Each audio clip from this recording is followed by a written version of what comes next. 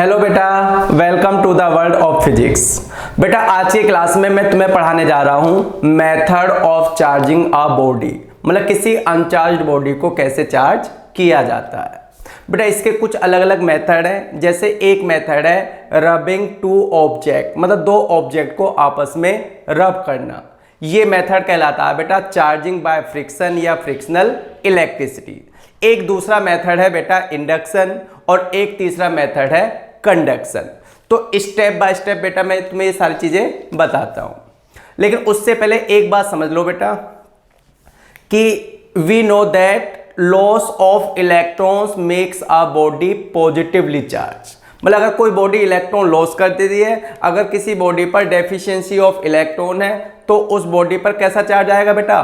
Positive charge आएगा। And gain of electron by a body, यानी कि अगर कोई बॉडी इलेक्ट्रॉन क्या करती है बेटा? गेन करती है, यानी कि excess of electrons makes the body negatively charge. तो इस कॉन्सेप्ट के साथ बेटा हम आगे पढ़ते हैं। Let's start. एक मेथड बेटा मैं तुम्हें बताया रबिंग।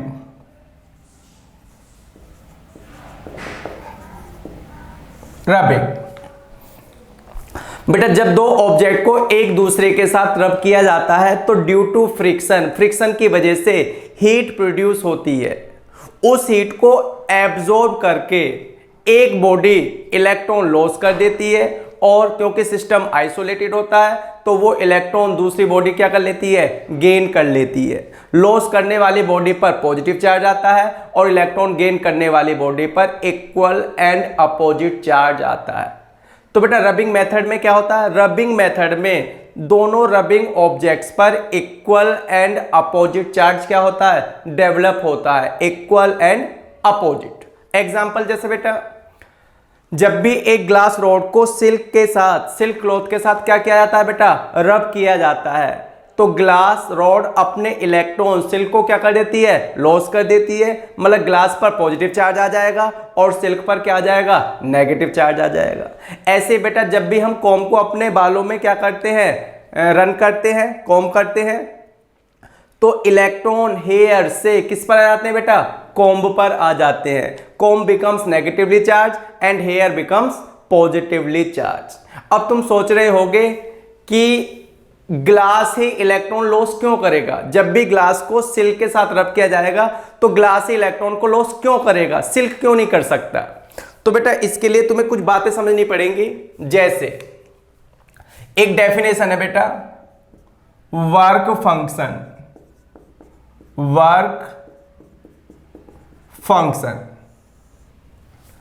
तो ये क्या है बेटा? It is the minimum amount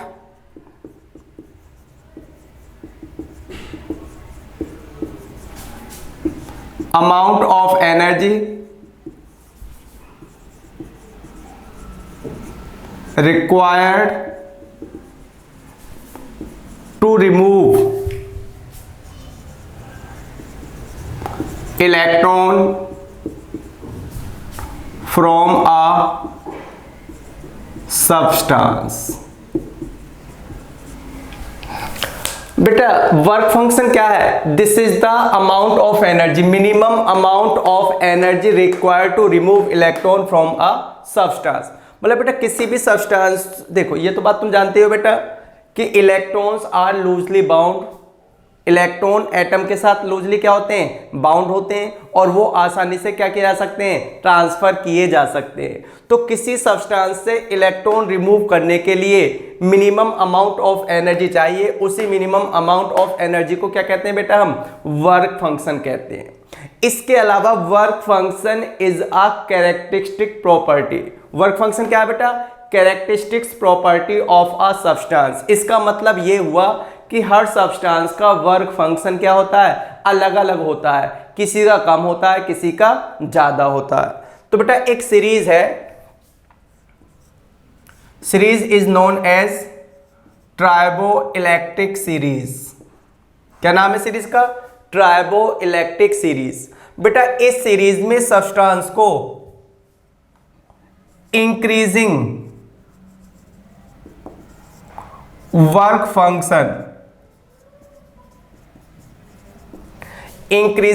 function के ऑर्डर में रखा गया है।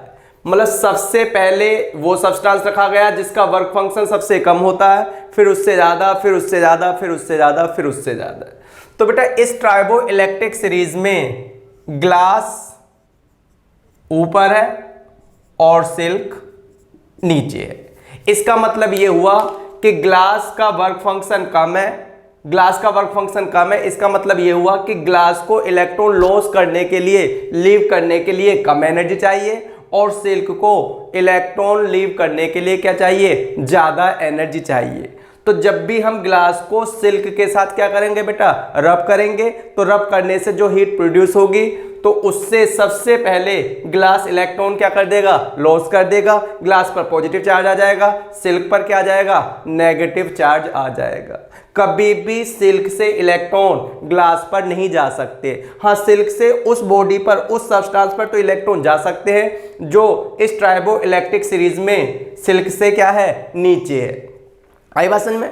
तो बेटा जब भी दो बॉडी को आपस में क्या किया जाता है, रब किया जाता है, तो electron always transfer from lower work function to the higher work function. कम वर्क फंक्शन वाली बॉडी से हायर वर्क फंक्शन वाली बॉडी पर इलेक्ट्रॉन क्या होते हैं, ट्रांसफर होते हैं। बेटा ऐसे ही दूसरा एग्जांपल, इस ट्राइबो इलेक्ट्रिक सीरीज में हेयर ऊपर है और कॉम्ब नीचे है। तो ऐसे जब भी कॉम्ब को हेयर के साथ क्या किया जाएगा बेटा, रब किया जाएगा। जब भी ड्राई हेयर को कॉम्ब से क्या किया जाएगा, रन किया जाएगा, तो इलेक्ट्रॉन हेयर से कॉम्ब पर आ जाएंगे, जिस वजह से हेयर पर कैसा चार्ज आ जाएगा, पॉजिटिव, और कॉम्ब पर कैसा चार्ज आ जाएगा, नेगेटिव। तो बात समझ में आई बेटा? अगर इससे n इलेक्ट्रॉन इसमें आए बेटा, कितने इलेक्ट्रॉन, n इलेक्ट्रॉन, तो इस पर n इलेक्ट्रॉन के बराबर पॉजिटिव चार्ज आ जाएगा, और सिल्क पर n इलेक्ट्रॉन के बराबर क्या आ जाएगा बेटा, नेगेटिव चार्ज आ जाएगा। तो रबिंग मेथड समझ में आया बेटा? रबिंग मेथड में क्या है कि जब भी दो बॉडी को रब किया जाएगा तो due to friction heat produce होगी, उसमें से कम वर्क फंक्शन वाली बॉडी पहले इलेक्ट्रॉन लॉस कर देगी, और ज्यादा वर्क फंक्शन वाली बॉडी उन इलेक्ट्रॉन को क्या कर लेगी, गेन कर लेगी। लोअर वर्क फंक्शन वाली बॉडी पर पॉजिटिव चार्ज आएगा और हायर वर्क फंक्शन वाली बॉडी पर नेगेटिव चार्ज आएगा। बात समझ में आई बेटा? बेटा ऐसा ही एक एग्जांपल और है, कोई तुमसे पूछ सकता है बेटा एक क्वेश्चन कि why do gramophone records get covered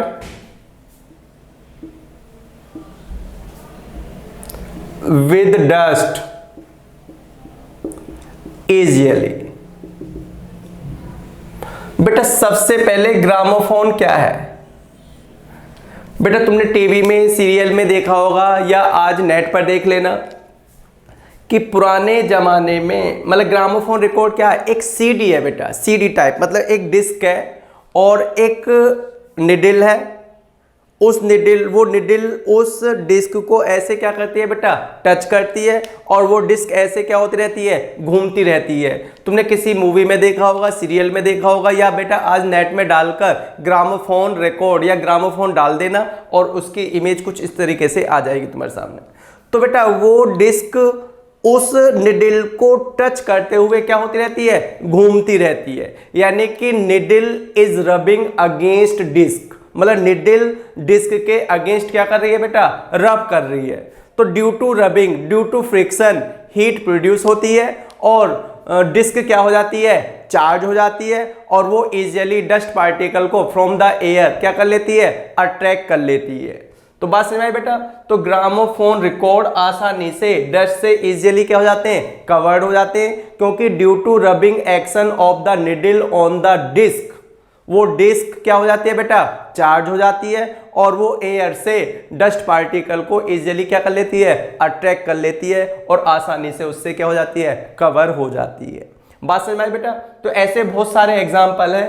तो मैं एक्सपेक्ट करता हूं कि तुम्हें रबिंग मेथड समझ में आ गया होगा। ठीक है बेटा, अब मैं नेक्स्ट बताता हूं तुम्हें। बेटा अब हम पढ़ने जा रहे हैं दूसरा मेथड, इंडक्शन। इंडक्शन। तो बेटा इसमें क्या होता है, इन induction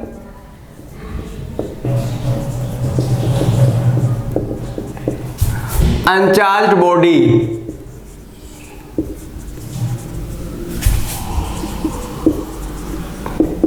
is kept close to the charged body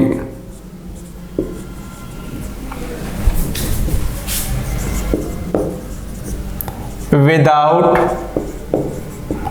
touching it। बेटा इंडक्शन मेथड में भी बॉडी को चार्ज किया जा सकता है, लेकिन इसमें अनचार्ज बॉडी को चार्ज बॉडी के क्या रखा जाता है, पास में रखा जाता है, without any contact, without touching it. जैसे बेटा समझाता हूं मैं इस बात को, एक एग्जांपल है एनसीईआरटी का, how can you charge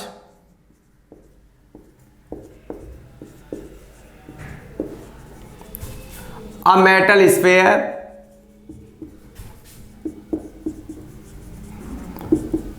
positively without touching it. Question क्या है बेटा, how can you charge a metal sphere positively without touching it. और ऐसे बेटा एक और क्वेश्चन हो सकता है कि how can you charge a metal sphere negatively without touching it. तो उसके लिए बेटा मैं कुछ स्टेप में तुम्हें ये कहानी समझाता हूं। 5 स्टेप हैं, मैं एक एक करके बेटा डायग्राम बना लेता हूं पहले।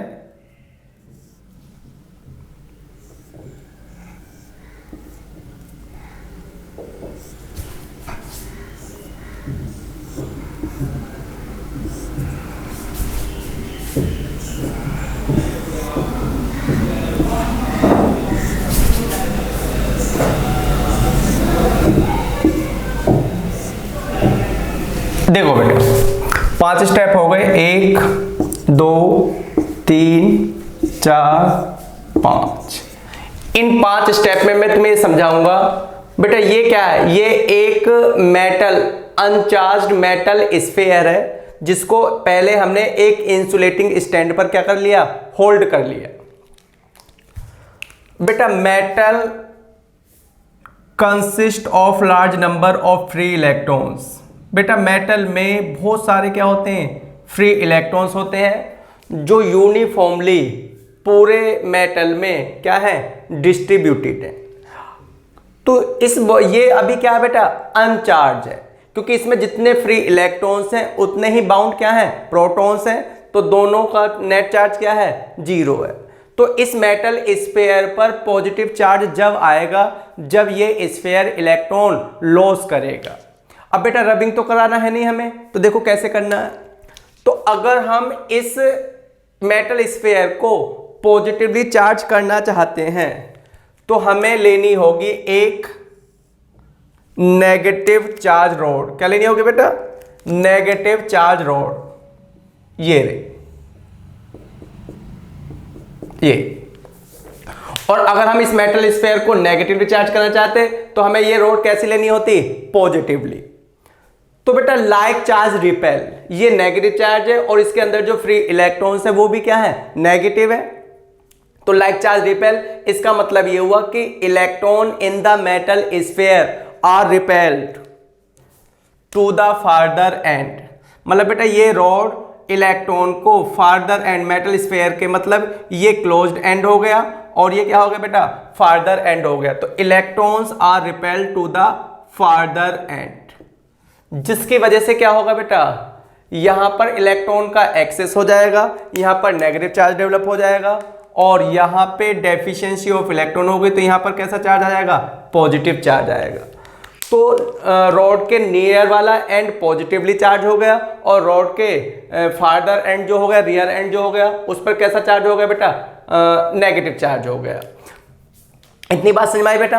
अब अभी ओवरऑल इस मेटल स्फीयर पर कोई चार्ज नहीं है। ओवरऑल अभी भी मेटल स्फीयर क्या है बेटा, अनचार्ज है, न्यूट्रल है। क्यों, क्योंकि अभी इस मेटल स्फीयर ने ना तो कोई इलेक्ट्रॉन लॉस ही किया है और ना ही कोई इलेक्ट्रॉन क्या किया, गेन किया है। तीसरे स्टेप में हम क्या करेंगे बेटा, तीसरे स्टेप में हम फार्दर एंड को अर्थ के साथ क्या कर देंगे, ग्राउंड कर देंगे बेटा। तो farther end is connected to the ground by a connecting wire. Rod वहीं पर है बेटा विदाउट टचिंग इट, इसको टच नहीं कर रही है। अब क्या होगा बेटा,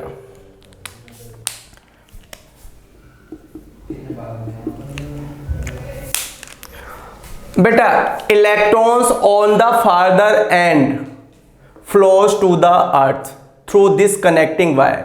बेटा ये जो यहां पे इलेक्ट्रॉन है, ये जो इलेक्ट्रॉन है, ये इलेक्ट्रॉन यहां से ग्राउंड में क्या हो जाएंगे, ट्रांसफर हो जाएंगे।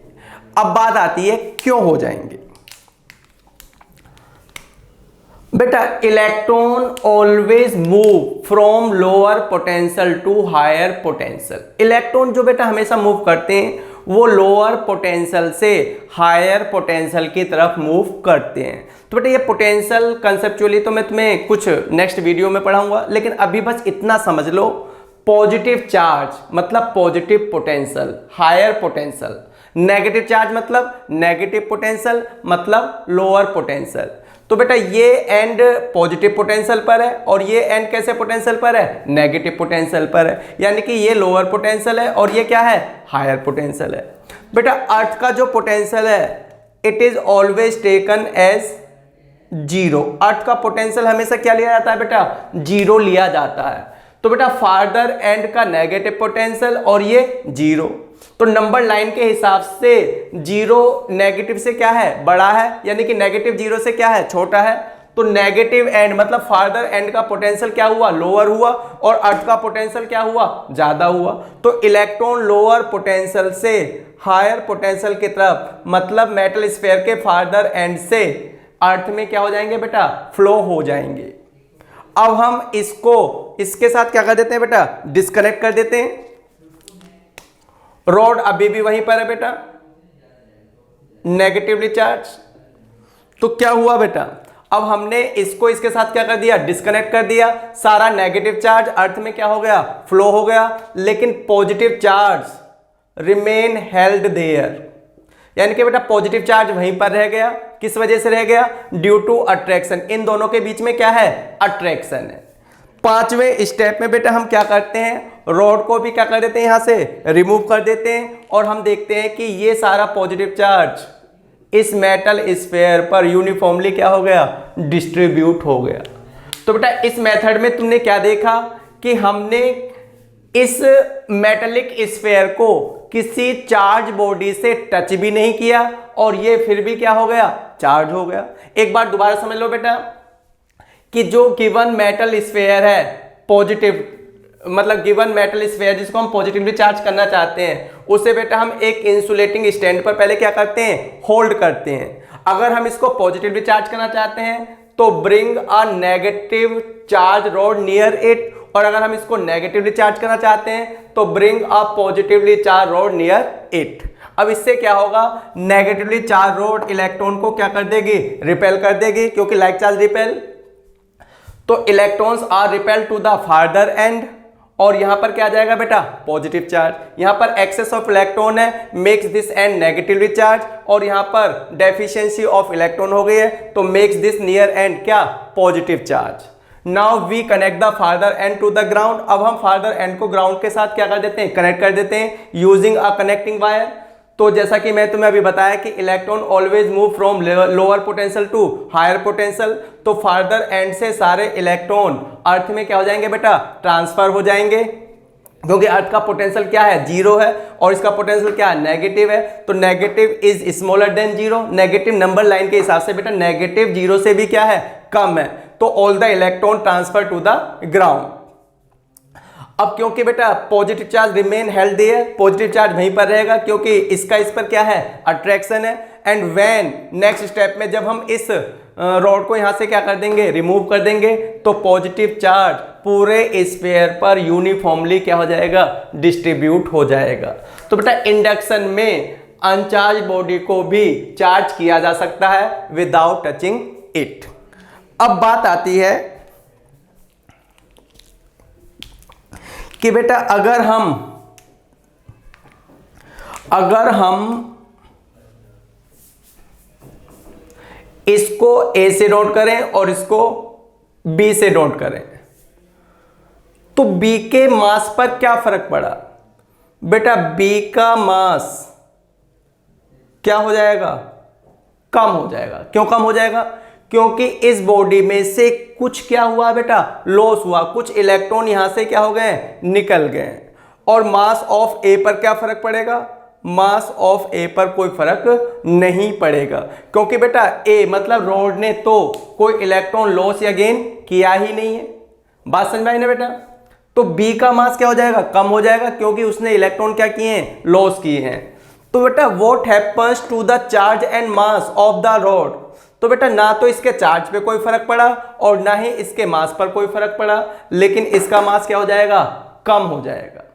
बेटा अगर ऐसी कोई हमसे कहे कि how can you charge a metal sphere negatively without touching it, तो तब हमें बेटा ये रॉड कैसे लेनी होगी, पॉजिटिव लेनी होगी। तब यहां पर नेगेटिव चार्ज मतलब पॉजिटिव है तो वो इलेक्ट्रॉन को अपनी तरफ क्या करेगा, अट्रैक्ट करेगा। यहां पर नेगेटिव होगा, यहां पर पॉजिटिव होगा, इस तरीके से हो जाएगा बेटा।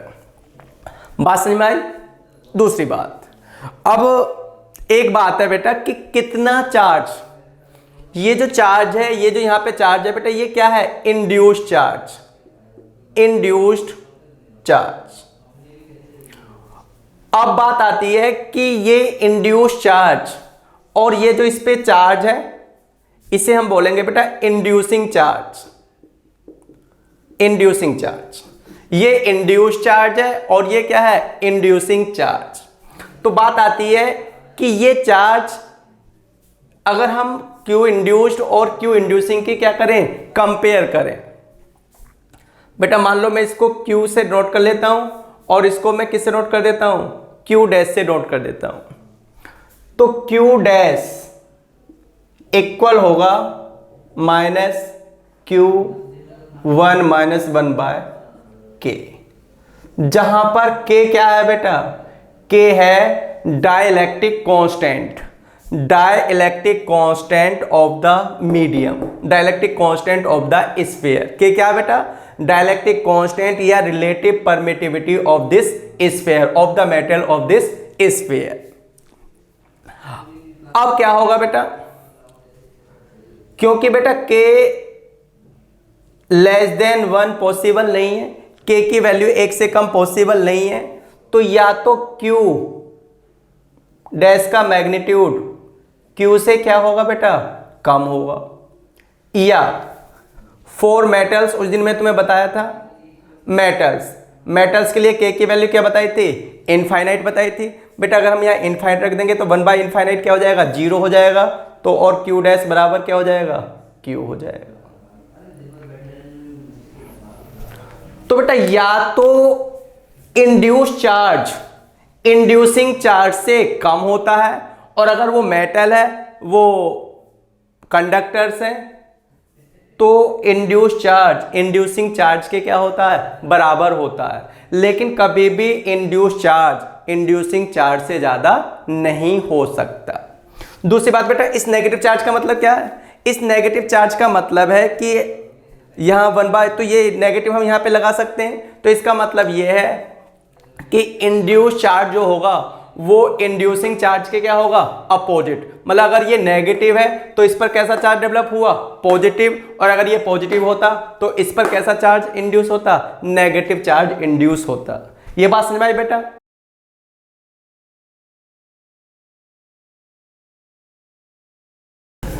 A metal sphere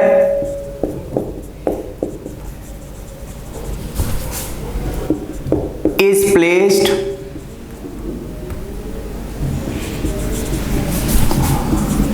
on a smooth horizontal insulating plate.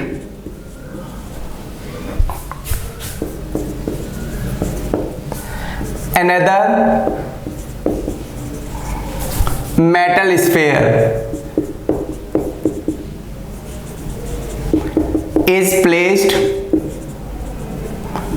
a small distance away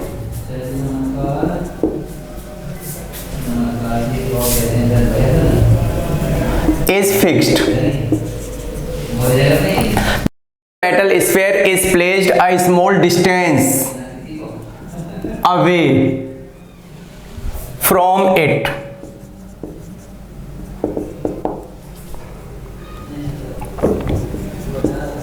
When fixed sphere is given charge, how will the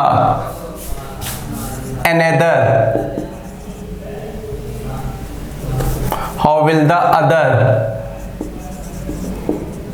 sphere react? बेटा क्वेश्चन ये है कि एक metal sphere is fixed on a smooth horizontal insulating plate. मतलब बेटा ये एक horizontal insulating क्या है, प्लेट है, और यहां पर ये एक मेटल का स्फीयर क्या है, अपनी जगह पर फिक्स्ड है।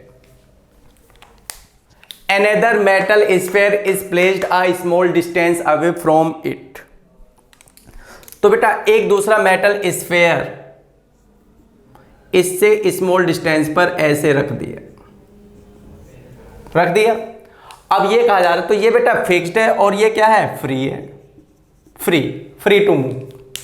अब ये कहा जा रहा है कि when fixed sphere is given charge, positive या नेगेटिव, तो बेटा हम क्या करेंगे कि अगर this is given positive charge, अगर ये पॉजिटिवली चार्ज है तो क्या होगा बेटा, ड्यू टू इंडक्शन ये स्फीयर नियर सरफेस पर अपोजिट चार्ज इंड्यूस कर लेगा और फार्दर एंड पर लाइक चार्ज मतलब पॉजिटिव चार्ज इंड्यूस हो जाएगा।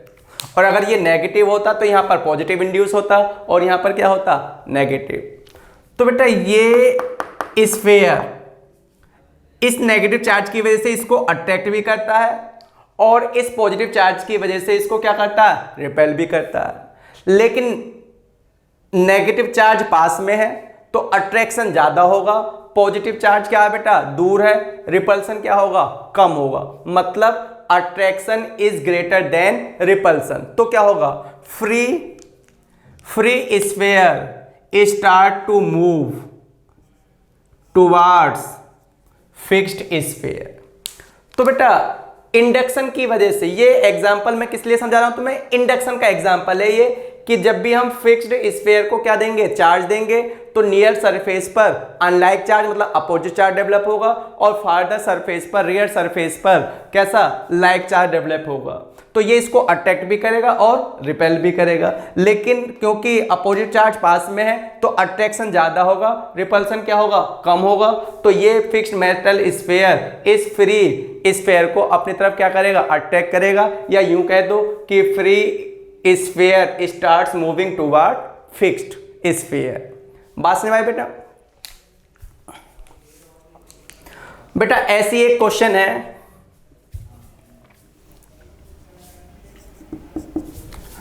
how does a positively charged rod attract small bits या attract a neutral piece piece of paper। बेटा क्वेश्चन है, how does a positively charge rod attract a neutral piece of paper, या how does a negatively charge rod attract a neutral piece of paper.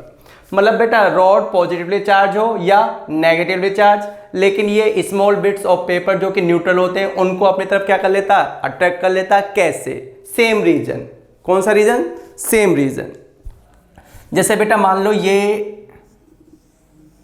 Paper है और ये क्या है, ये है पॉजिटिवली चार्ज रॉड। तो बेटा जब भी हम पॉजिटिवली चार्ज रॉड को पेपर, न्यूट्रल पेपर के क्या लाएंगे, पास में लाएंगे, तो नियर एंड पर अपोजिट चार्ज इंड्यूस हो जाएगा और फार्दर एंड पर पॉजिटिव चार्ज इंड्यूस हो जाएगा। सेम इसकी तरीके से। तो बेटा ये इसको क्या कर लेगा, अपनी तरफ अट्रैक्ट कर लेगा। तो बात निकल कर आई, बात समझ में आई बेटा? हमें देखो अभी तक हम समझ रहे थे कि एक चार्ज बॉडी ही दूसरी चार्ज बॉडी को क्या कर सकती है, अट्रैक्ट या रिपेल कर सकती है। लेकिन इंडक्शन पढ़ने के बाद हमें यह समझ में आया कि एक पॉजिटिवली चार्ज रॉड या नेगेटिवली चार्ज रॉड एक न्यूट्रल अनचार्ज बॉडी को भी क्या कर सकती है, अट्रैक्ट कर सकती है। तो इसमें पहले क्या होता है बेटा, इसमें पहले चार्ज बॉडी अनचार्ज बॉडी को क्या करती है, चार्ज करती है, उस पर चार्ज क्या करती है, इंड्यूस करती है। जो नियर वाली सरफेस पर है उस पर अनलाइक अपोजिट चार्ज डेवलप होता है और जो फार्दर सरफेस पर है उस पर लाइक सिमिलर चार्ज डेवलप होता है। अट्रैक्शन ज़्यादा होता है, रिपल्सन कम होता है। ओवरऑल ये रॉड इसको अपनी तरफ क्या कर लेती है, अट्रैक्ट कर लेती है। तो बेटा अगर कल को कोई तुमसे ये पूछे कि आप positively charge rod attract a suspended object, मतलब एक पॉजिटिवली चार्ज रॉड एक सस्पेंडेड ऑब्जेक्ट को क्या करती है, अट्रैक्ट करती है, तो can we conclude that the suspended object is negatively charge? क्या हम ये बेटा इस डिसीजन पर पहुंच जाएंगे कि वो सस्पेंडेड ऑब्जेक्ट नेगेटिवली चार्ज है? नहीं, वो सस्पेंडेड ऑब्जेक्ट नेगेटिवली चार्ज भी हो सकती है और वो सस्पेंडेड ऑब्जेक्ट न्यूट्रल भी हो सकती है। एक चार्ज बॉडी पॉजिटिवली या नेगेटिव, मतलब एक positively charge body negatively charge rod को भी अट्रैक्ट कर सकती है, नेगेटिव चार्ज बॉडी को भी अट्रैक्ट कर सकती है और न्यूट्रल बॉडी को भी क्या कर सकती है, अट्रैक्ट कर सकती है। बात समझ में आई बेटा?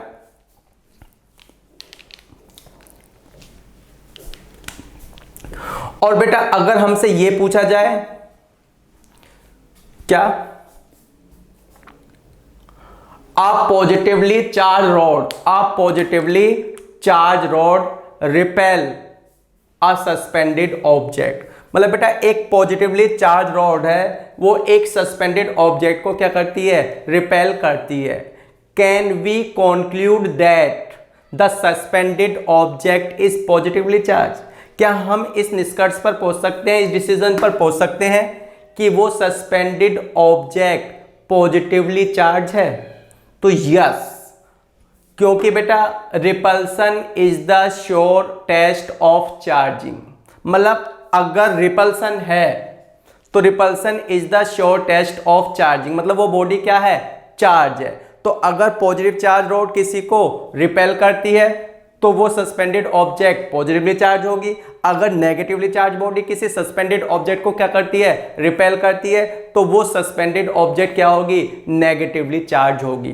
पॉजिटिव को रिपेल करेगा, नेगेटिव को रिपेल करेगा। Repulsion is the sure test of charging, मतलब अगर कोई बॉडी रिपेल कर रही है तो इसका मतलब वो दूसरी बॉडी भी क्या होगी, चार्ज होगी। कंपलसरी क्या होगी, चार्ज होगी, चार्ज होनी चाहिए।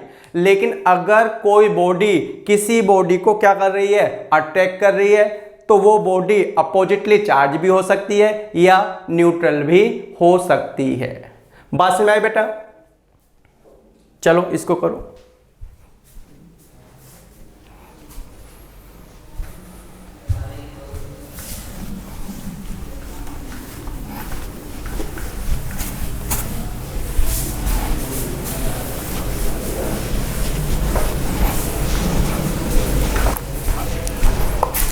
अब बेटा मैं तुम्हें पढ़ाता हूं तीसरा मेथड, कंडक्शन।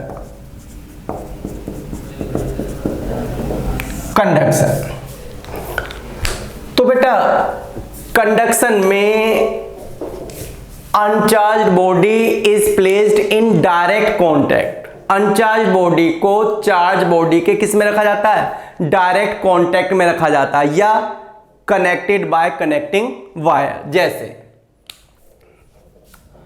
बेटा मान लो एक स्फीयर या एक बॉडी है ए, जिस पर पहले से ही 10 यूनिट क्या है? पॉजिटिव चार्ज है, और एक दूसरा स्फीयर क्या है? B, uncharge. या बेटा ऐसा भी हो सकता है कि sphere A is already negatively charge और स्फीयर बी इज अनचार्ज। बात समझ आई बेटा इतनी? तो बी अनचार्ज है या न्यूट्रल है, इसका मतलब यह है कि इसमें जितने प्रोटॉन है उतने ही इलेक्ट्रॉन है। अब या तो हम क्या कर सकते हैं बेटा, इनको डायरेक्ट कांटेक्ट में रख सकते हैं ऐसे,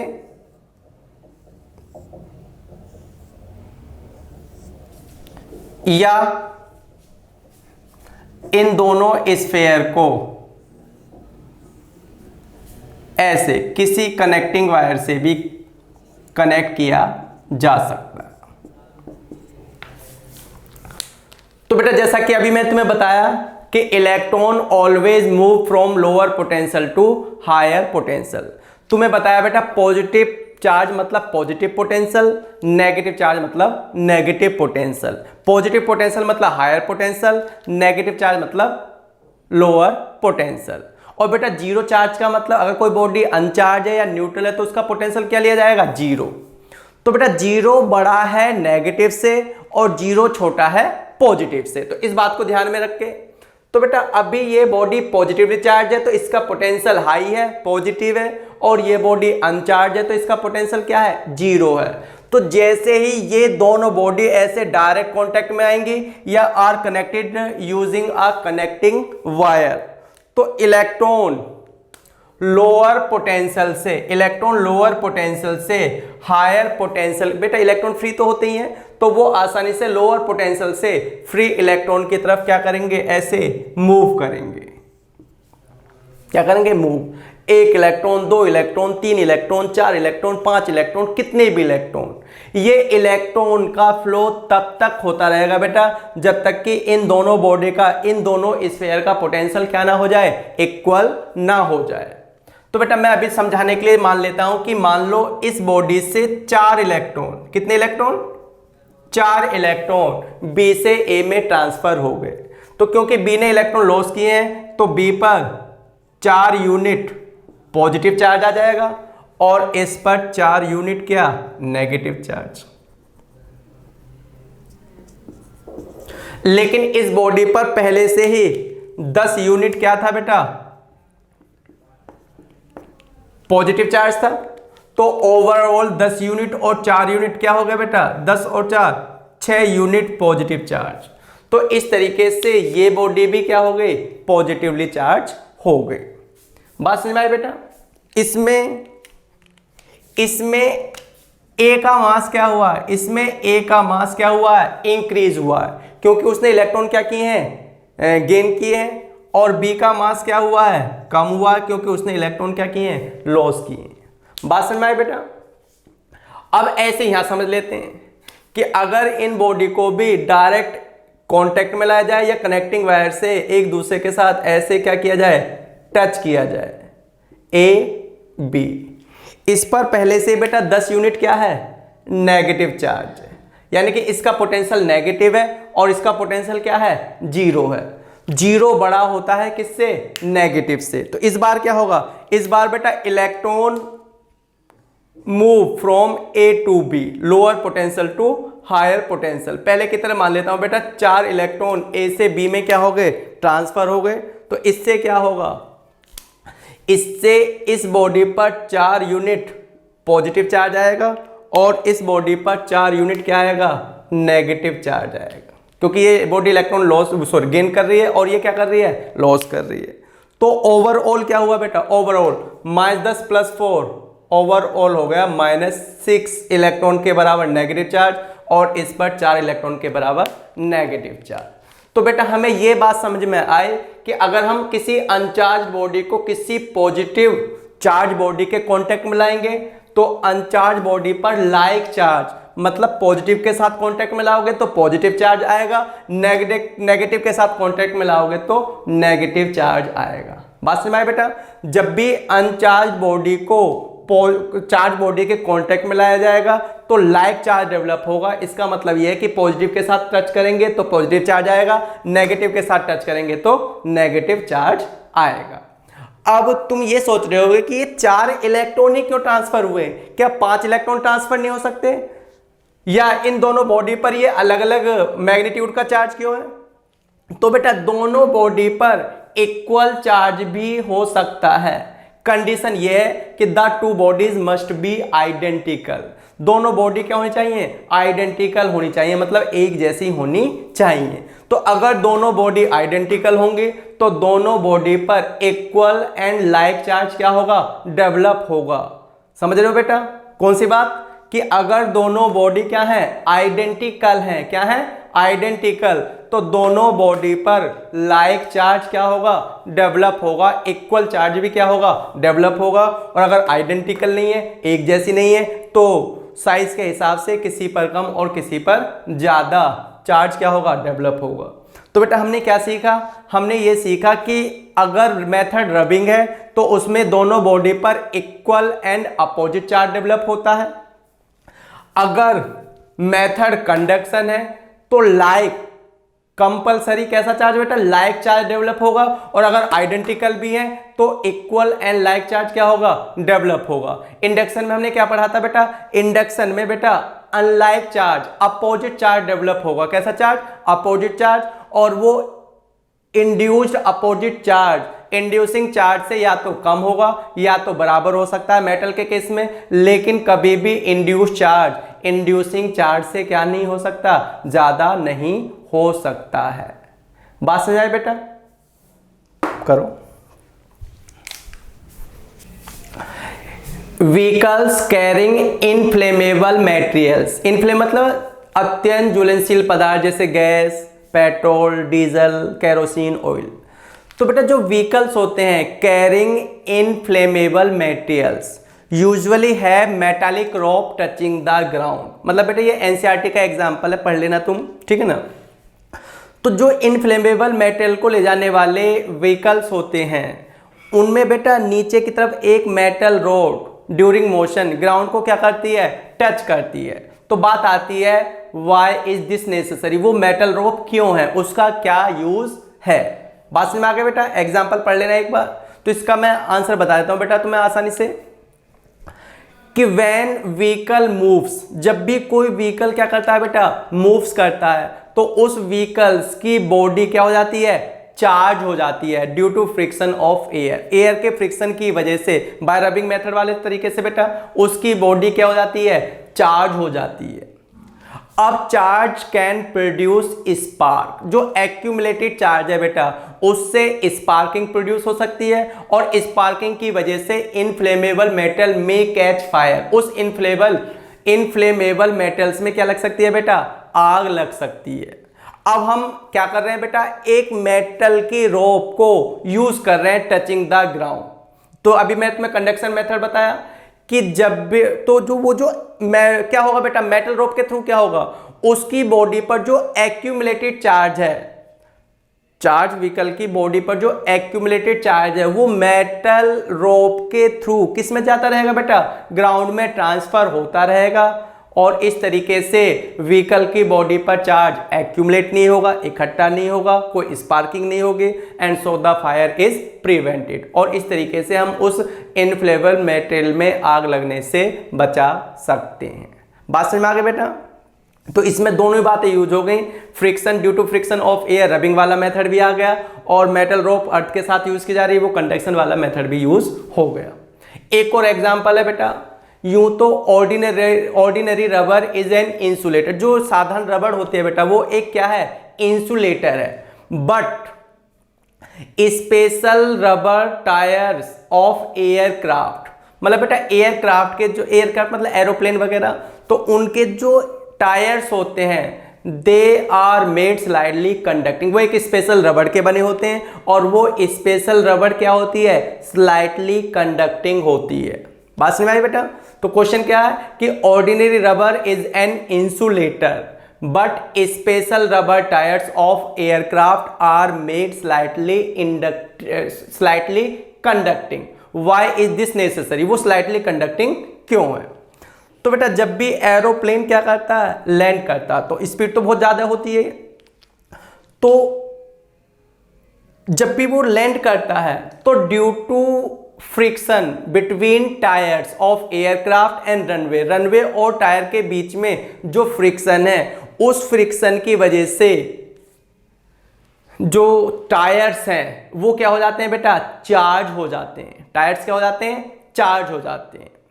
if the tyres are slightly conducting, अगर टायर स्लाइटली क्या है बेटा, कंडक्टिंग है, तो वो सारा चार्ज ग्राउंड को क्या होता रहता है, ट्रांसफर होता रहता है। If the tyres are not slightly conducting, if this is not done, अगर हमने स्लाइटली कंडक्टिंग टायर्स नहीं लिए तो फिर वो सारा चार्ज जो रबिंग की वजह से क्या हुआ बेटा, प्रोड्यूस हुआ, वो सारा चार्ज वहां पर क्या हो जाएगा, एक्यूमुलेट हो जाएगा, and too much of accumulated charge may produce spark and result in fire. तो फिर इतने ज्यादा एक्यूमुलेटेड चार्ज की वजह से बेटा क्या हो सकती है, कोई स्पार्किंग हो सकती है। उस स्पार्किंग की वजह से उस पूरे एयरक्राफ्ट में, एरोप्लेन में क्या लग सकती है, आग लग सकती है।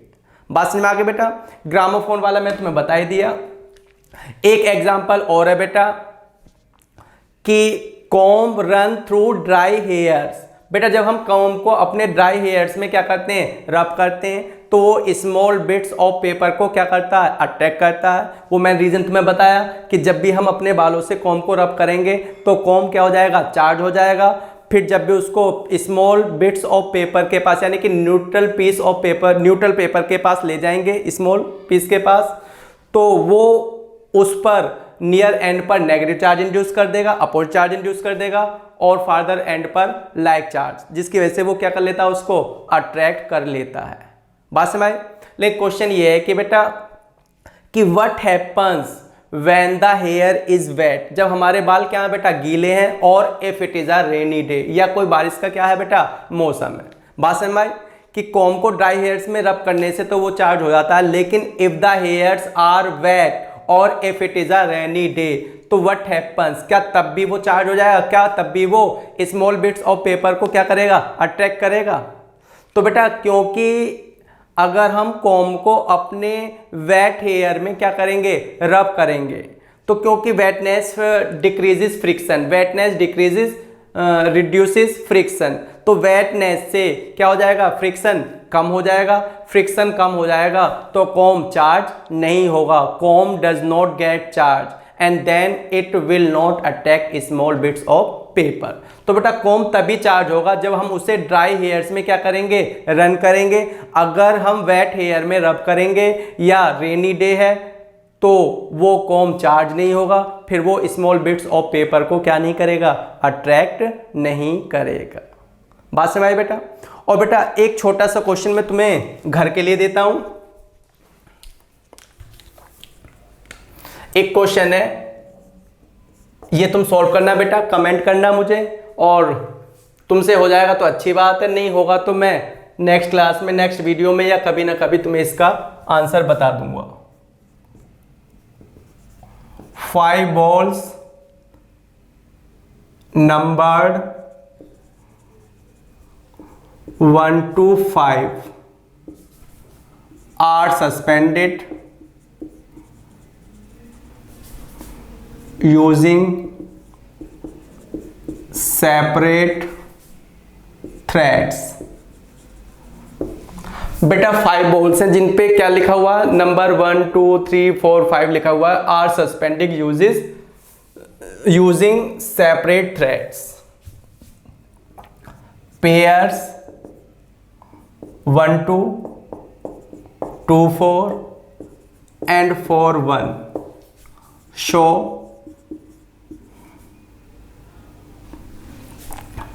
electrostatic attraction. मतलब बेटा 1 और 2 एक दूसरे को अटैक करते हैं, 2 4 एक दूसरे को अटैक करते हैं, 4 1 एक दूसरे को अटैक करते हैं। While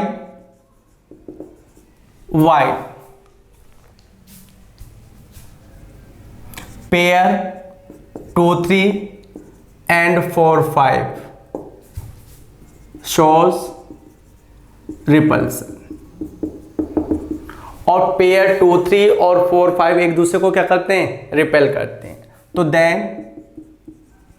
what is the nature of charge on ball number 2 1। बेटा जिस बॉल पर नंबर 1 है उस पर कितना चार्ज, मतलब उस पर कैसा चार्ज होगा, पॉजिटिव या नेगेटिव। तो बेटा क्वेश्चन है 5 balls number 1 to 5 are suspended using separate threads strings, insulating होते हैं बेटा।